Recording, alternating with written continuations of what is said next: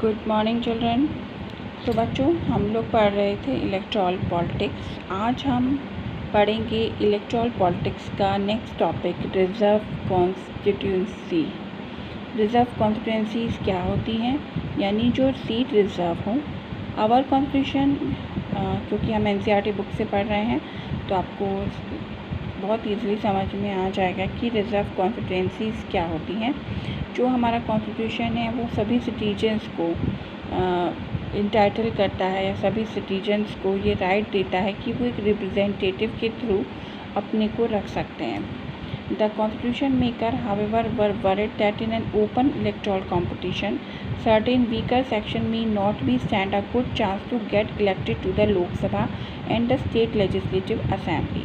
जो हमारे constitution maker थे वो बहुत वरीड थे कि जैसे जो ओपन इलेक्टोरल कंपटीशन होता है, यानी कि सीट्स के लिए जो कंपटीशन पार्टीज आपस में लड़ती हैं, उसमें जो कुछ वीकर सेक्शन हैं वो अपने आप को खड़ा नहीं रख पाएंगे, ना तो लोकसभा इलेक्शन में और ना ही स्टेट लेजिस्लेटिव असेंबली में। They may not have the required resources, हो सकता है उनके पास रिसोर्सेज ना हो, एजुकेशन ना हो और कॉन्टैक्ट्स ना हो कि वो इलेक्शन जीत पाएँ। Those who are influential and resourceful may prevent them from winning election। वो लोग जो sufficient हैं, रिसोर्स हैं जिनके पास, हो सकता है वो इन वीकर सेक्शन को जीतने से इलेक्शन रोक भी दें। If that happen, our parliament and assembly would be deprived of the voice of significant section of our population।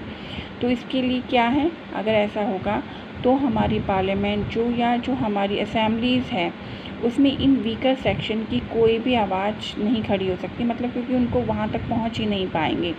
That would make our democracy less representative and less democratic.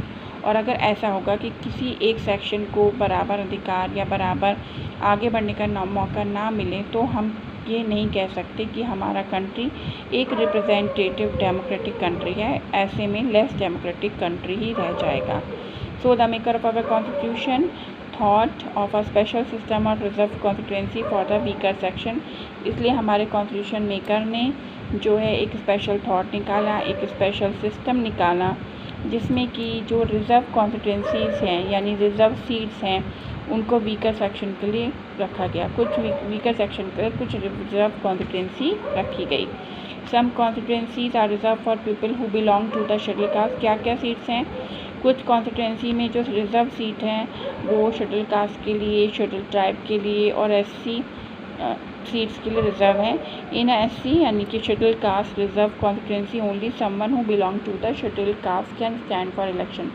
Reserve करने का मतलब है कि इन seat पर, जैसे अगर SC की reserve seat है तो उस पर सिर्फ वही कैंडिडेट आ सकता है जो कि शेड्यूल कास्ट को बिलोंग करता हो।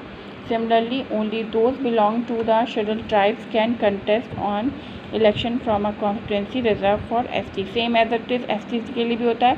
अगर ST की सीट है रिजर्व है तो उस पर सिर्फ ST कैंडिडेट ही उसके पे चुनाव लड़ सकता है।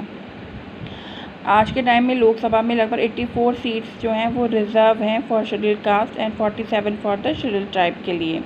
अंडरलाइन कर लीजिए। This number is in proportion to the share in the total population. ये जो होता है टोटल पॉपुलेशन में के शेयर के हिसाब से निकलता है। The reserve seat for ST and SC do not take away the legitimate share of any other social group. तो इस तरीके जो रिजर्व सीट है वो ST और SC के लिए होती है, उसमें अदर सोशल ग्रुप का उसमें इन्वॉल्वमेंट नहीं होता है। This system of reservation was extended later to other weaker section to the district and local level. बाद में ये जो रिजर्वेशन का क्राइटेरिया है इसको बढ़ाया गया और वीकर जो डिस्ट्रिक्ट के वीकर सेक्शन है या लोकल लेवल पर जो वीकर सेक्शन हैं, जो लोग हैं, उनको भी जो है रिजर्वेशन दिया गया। In many states in rural, ये हम नेक्स्ट वीडियो में आप पढ़ेंगे आगे का।